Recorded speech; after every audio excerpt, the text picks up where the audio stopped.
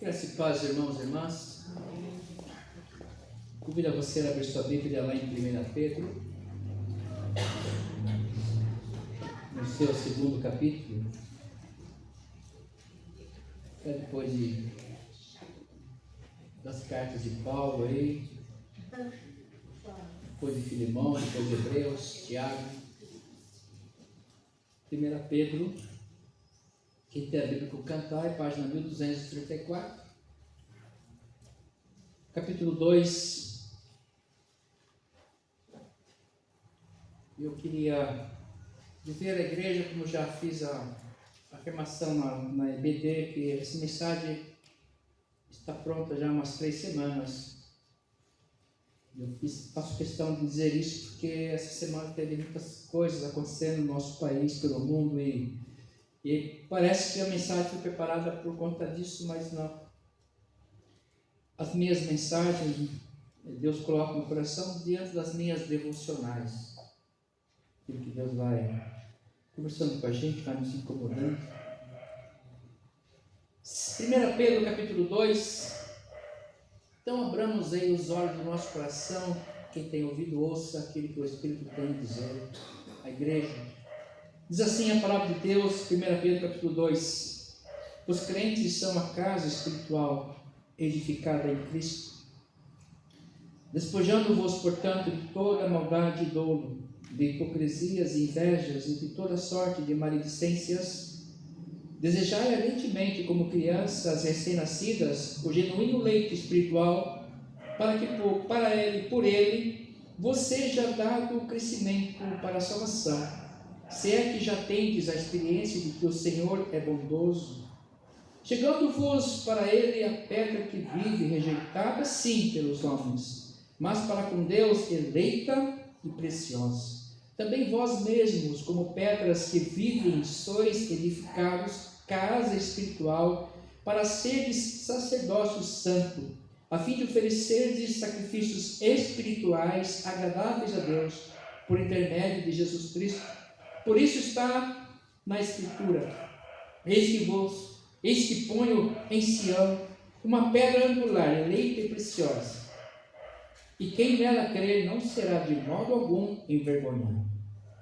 Para vós outros, portanto, os que credes, é a preciosidade, mas para os descrentes, a pedra que os construtores rejeitaram, essa veio a ser a principal pedra angular, e pedra de tropeço e rocha de ofensa. São esses os que tropeçam na palavra, sendo desobedientes, para o que também foram postos.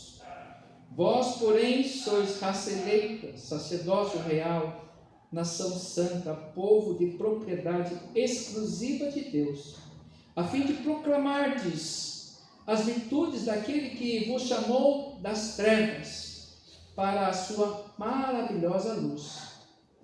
Vós, sim, que antes não éreis povo, mas agora sois povo de Deus, que não tinhais alcançado misericórdia, mas agora alcançastes misericórdia. Oremos. Pai eterno, nós te somos gratos pela tua bondade para com cada um de nós. Sabemos, pois, que é o Senhor que nos traz a tua presença para nos tocar, nos abençoar, porque tu és Deus bondoso, misericordioso, soberano.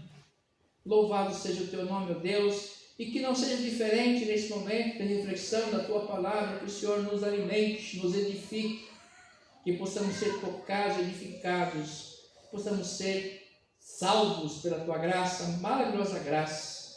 Nos alimente, nos ensine, nos toque, nos dê, Senhor Deus, a iluminação necessária para que possamos viver segundo a tua vontade. É no teu nome, Jesus, que nós agradecemos e suplicamos estas bênçãos, nosso pastor. Amém. O tema dessa mensagem seria vida honrosa.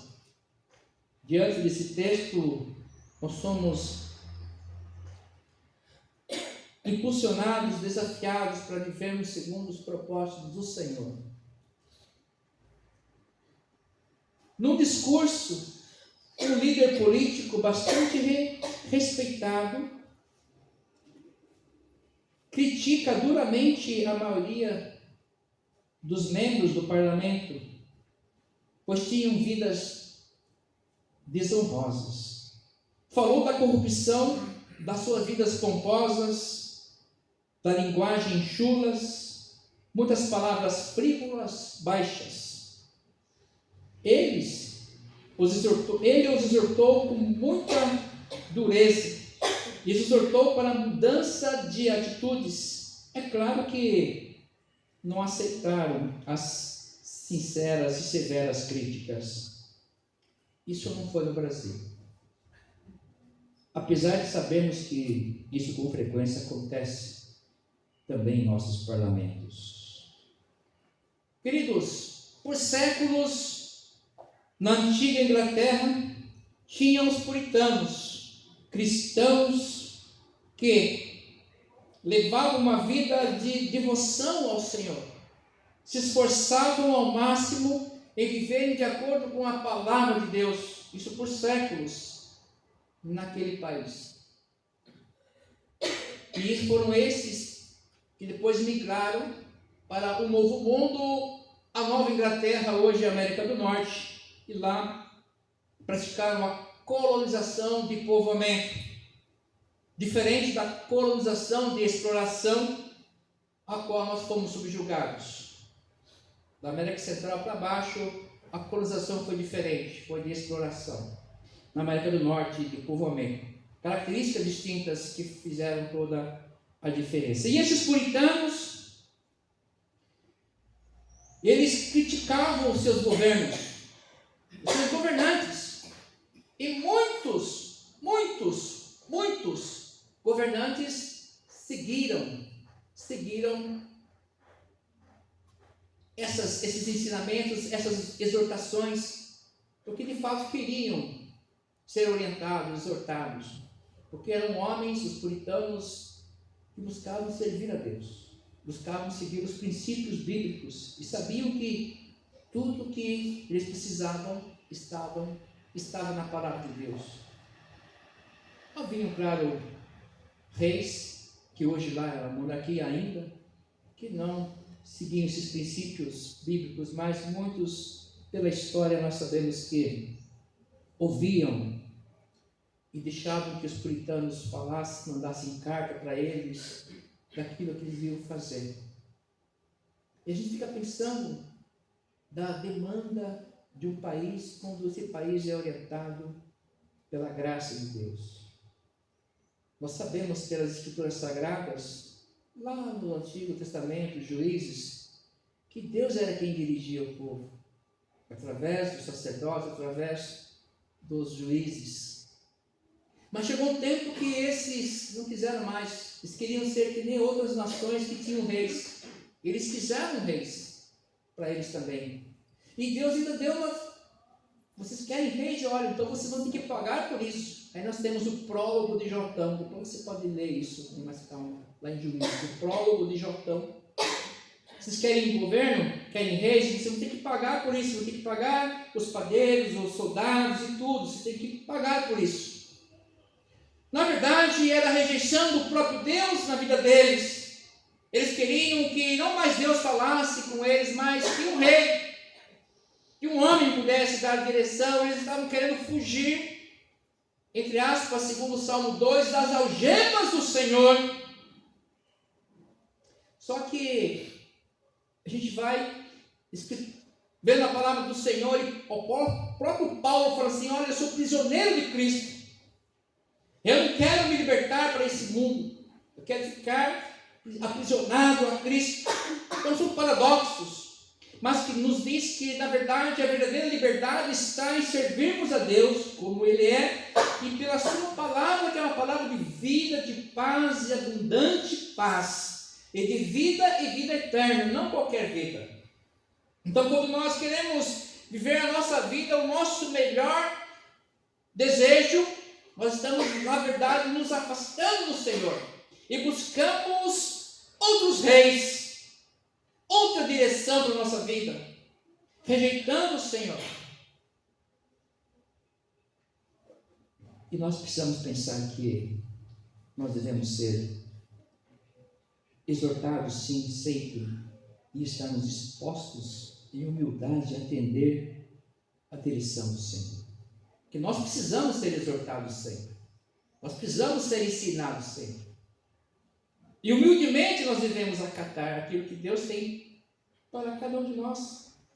O propósito da vida de Cristo entre nós foi para exatamente nos ensinar na prática. Porque nós somos bons às vezes nos textos, somos bons na literatura, discutimos as leis, mas na prática somos deficientes. E Jesus veio então presencialmente a nos abençoar. Pegar pela mãozinha, explicar, ensinar, passo a passo, como viver a palavra de Deus, a sua vontade. Queridos, em primeiro lugar, nós que seguimos Cristo podemos não ser servidores públicos, em cargos de liderança, mas somos raça eleita, sacerdócio real, nação santa, povo de propriedade exclusiva de Deus. É gostoso, é lindo, maravilhoso, palavra que nos enche. Nossa, eu sou raça eleita, gostou, não enche o nosso ego, as nossas emoções ficam assim. Nós somos propriedade exclusiva de Deus, então não é possível que nós possamos servir a outro Deus que não o Senhor. Que possamos seguir a lei dele, o seu desejo, e não a lei de outros deuses. E desejo que sejam os nossos. Temos que dar exclusividade ao Senhor. E somente a Ele servirmos. Então nós não podemos cochilar. Nós não podemos titubear. Porque o inimigo está ao nosso redor buscando a quem possa tragar. É a palavra de Deus que me diz isso. Ele está ao nosso redor buscando a quem possa tragar. Quem? A todos nós. Nas nossas brechas. Ele nos conhece pelas nossas atitudes. Ele não vai entrar na sua mente, mas Ele te conhece pelas suas atitudes. Como você responde às questões. Como você responde, como nós respondemos aos desafios a quais somos sujeitos. É assim que nós somos conhecidos.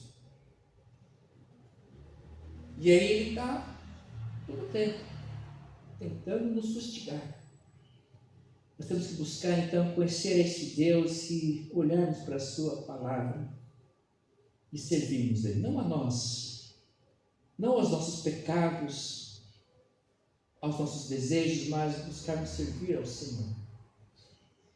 Como tal, o Senhor nos exorta, nos chama a vivermos sob estilos de vida que o honrem, que o dignifiquem. Tem sido assim conosco?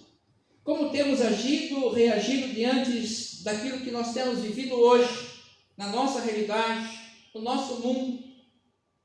E nós precisamos pensar nisso, diante do que nós vivemos hoje, na cidade, no estado, no país, no mundo. Como é que nós temos reagido? Como é que temos hoje falado, conversado a respeito disso? Qual a nossa visão de mundo? E ela tem que ser a partir da palavra de Deus, sabendo que, olha, a palavra está se cumprindo a cada dia. E como eu, servo de Deus, raça eleita, povo escolhido, tem reagido a isso tudo. Tenho com uma língua grande criticado todos e todos, inclusive as autoridades que Deus tem colocado sobre o nosso povo. Porque nós somos ávidos nas críticas. Achamos que está errado isso está certo, aquilo que nós precisamos orar para a palavra, o que ela nos fala, para nós orarmos pelas nossas autoridades. Está uma bagunça? Vamos continuar orando então. Continuar orando, porque nós somos servos de Deus, não somos servos de governo nenhum. E nós, como povo eleito, raça santa, temos que ter isso na mente, no coração. Lembrarmos o que os puritanos faziam. Viviam, davam exemplo. De vez em quando mandavam uma cartinha lá para o rei. O rei está pegando nisso, cuidado com isso aqui, o rei. Se for humilde, ele vai, puxa vida. Obrigado aí.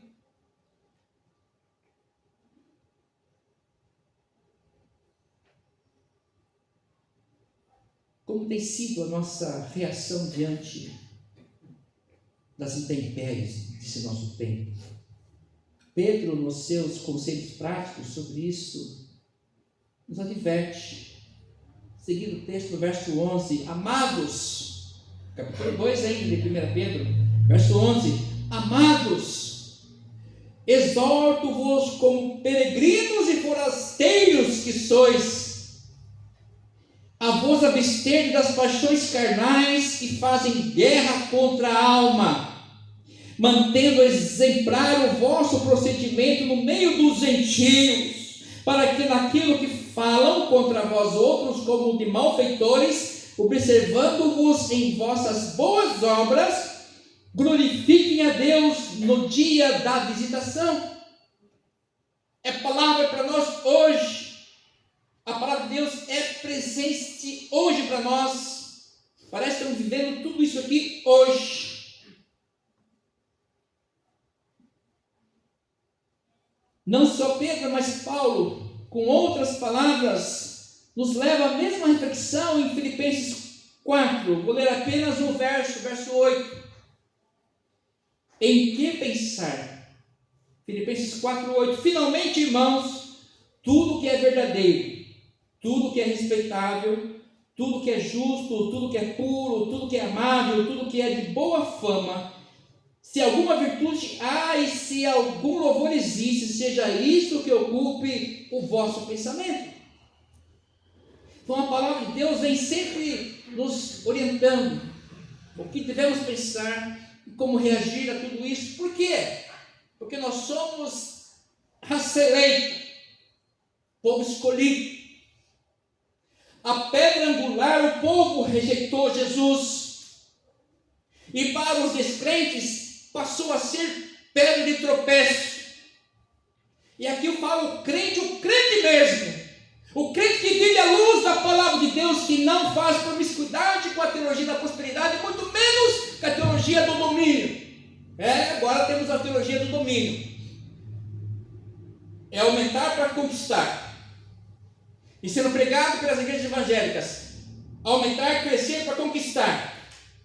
O meu reino não é desse mundo, diz o Senhor Jesus.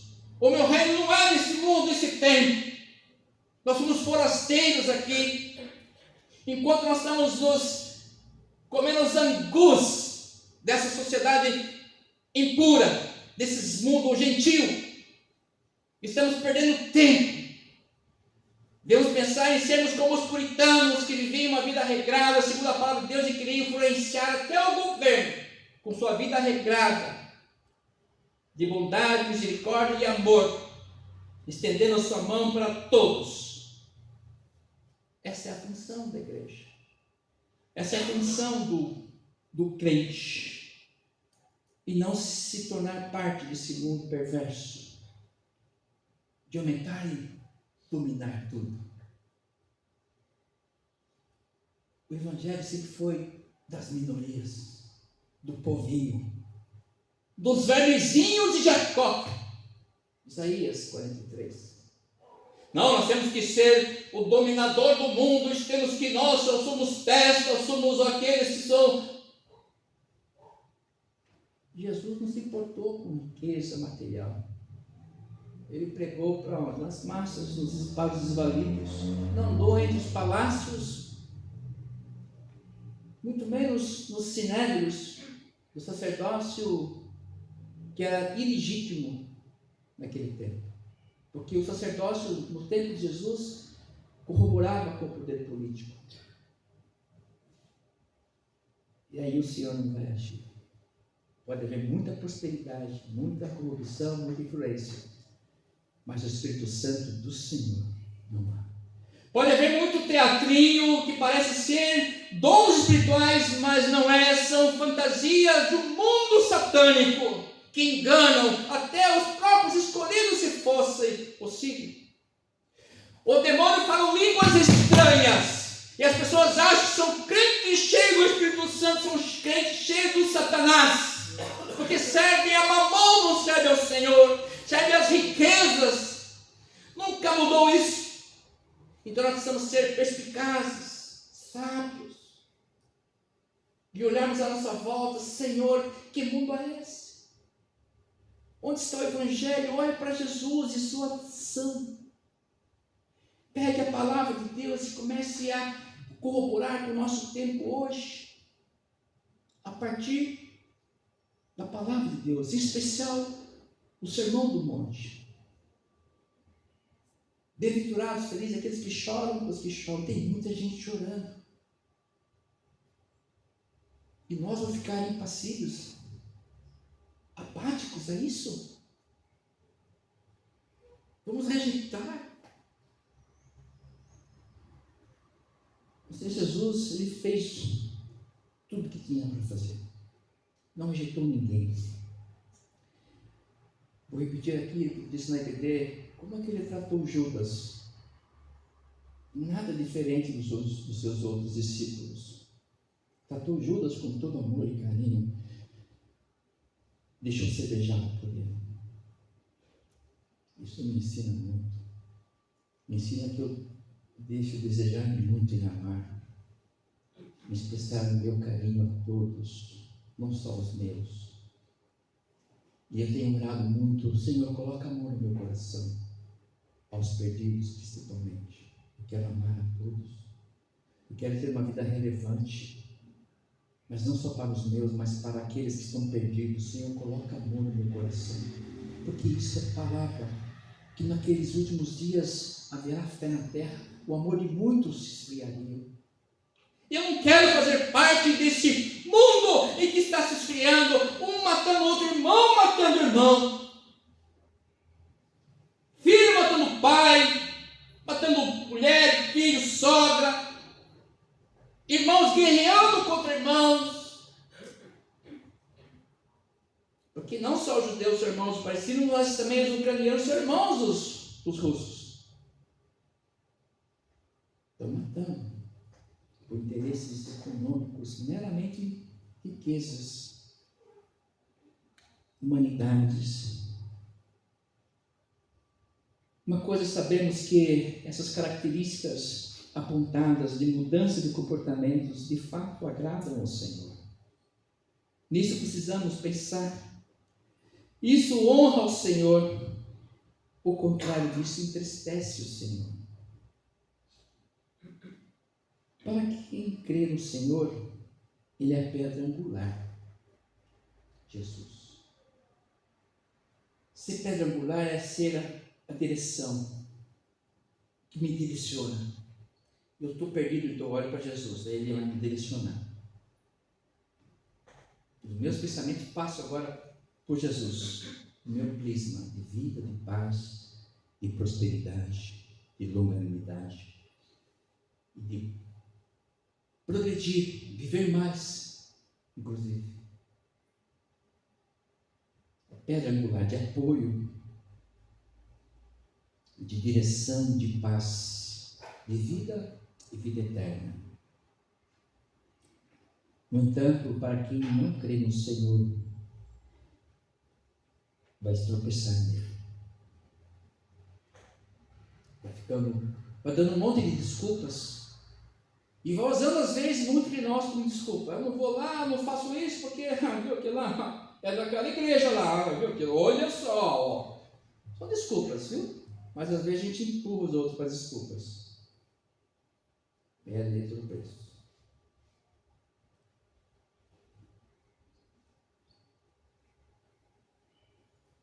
Eu conheci jovem que saiu da igreja porque o pastor, ele era formado em uma das faculdades mais importantes do país, e o pastor não sabia responder as perguntas como ele queria. Aí ele saiu da igreja. Saiu porque ele não tinha o Espírito Santo, ele não foi convertido. Porque quem tem a graça do Senhor Jesus, olha, independe de quem está na frente de Deus, vai falar sempre. Ele vai conversar com todos, sempre. Porque é o Espírito Santo que faz a obra, esse diálogo, entrega o seu recado. A palavra do Senhor nunca volta vazia, Isaías. Ela cumpre o seu propósito e volta para o Senhor. Ou seja, ela toca no meu coração, no seu coração. Ai, se nós não obedecermos. Teremos essa palavra como de tropeço para nós. E aí esses são os obedientes, vivem em guerra, vivem sem esperança e pior, sem vida eterna. Isso pode ser revertido. É só nós colocarmos Jesus como nossa pedra angular, eleita e preciosa. E quem nela crê, essa pedra que é Jesus, de modo algum, eu me pego nessa palavra aqui, ó, de modo algum, de nenhum jeito você vai ser envergonhado, de nenhum jeito. Isso aqui é fantástico, irmãos e irmãs, isso aqui é promessa de Deus, é profecia para a minha vida, para a sua vida. Aquele que abraça Jesus, de modo nenhum será envergonhado. Podemos até ser arrastados para os tribunais, chocateados, surrados, mas não seremos envergonhados diante do nosso Senhor, o Rei dos Reis. Então esses reinos que nós temos por aqui, pelo mundo, que estão destruindo o mundo, esses não são nada diante do Rei dos Reis, do nosso Deus. Então precisamos nos colocar no nosso lugar. A nossa pedra angular é Jesus. A minha vida quem dirige é o Senhor Jesus, é sua palavra. E eu sou raça eleita, sacerdócio real, propriedade exclusiva do Deus vivo. O resto é resto. O resto é resto. E vou continuar caminhando a passos firmes e largos, porque Deus é o meu Deus. E Ele é soberano. E Ele cuida de mim, porque Ele me ama. Ele é o meu pastor. E me faz andar por verdes pastos. Guia-me por veredas maravilhosas, por riachos. E no seu tempo vai dar nossos frutos, vai dar frutos. Colheremos os frutos no seu tempo. Hoje temos uma geração que qualquer coisinha larga o emprego, eu quero isso, porque não pensa em acordar cedo todo dia e por muitos anos desenvolver uma carreira. Não, hoje a sociedade está assim. A vida parece que a tela no TikTok ela vai voando assim, vai viver de qualquer jeito. Ninguém mais se firma, ninguém mais tem o perseverar, não existe mais no vocabulário. Eu quero isso porque eu quero e acabou. Tchau, não vou mais trabalhar amanhã, vou. Assim, perseverar é importante. É no perseverar que o Senhor vai nos alimentando, nos fortalecendo, nos fortificando, eliminando, sendo mais sábios a cada dia. E olhando sempre para aquilo que Ele está fazendo na minha vida e fará. Eu fico assim, na expectativa. Eu fico curioso. Porque eu sei que Ele anda comigo. E anda com você também. Eu fico assim, olhando assim ao meu redor, dia a dia. Na expectativa, Senhor, o que o Senhor vai fazer aqui agora? Porque Ele está conosco em todo o tempo. É uma força que nos move, é a nossa esperança, é a nossa iluminação. E aí pegamos as crisezinhas, os desafios. Está aqui, Senhor, tem coisa que não é só comigo, é com o Senhor também. Viu? Isso aqui mas está comigo.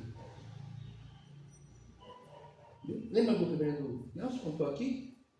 Ele chegou em casa para o almoço, depois do ministério, e está a carta da filha, Adriana, que hoje é missionária, trabalha com ele lá em Santos, São Vicente, que ela estava pensando em ir embora, dar um fim na sua vida.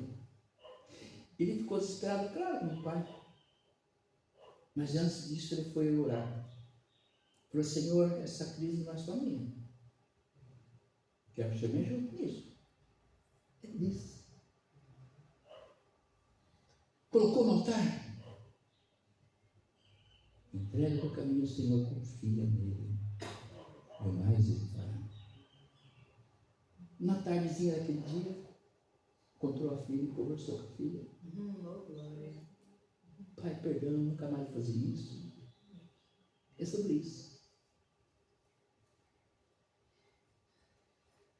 Ou nós assumimos viver com esse Deus maravilhoso, ou vamos ter Ele como pedra de tropeço. E quem se afasta desse caminho santo se perde, mesmo achando que é a chave está dentro. Perseverança. E o Senhor Jesus não fez comunhão com o mundo nenhum, das trevas, governos humanos. E diante de tanta confusão que nós temos assistido, nós vamos nos desesperar. A sua vida está na mão de quem? Do prefeito? Do governador? Do presidente? Do imperador da América do Norte?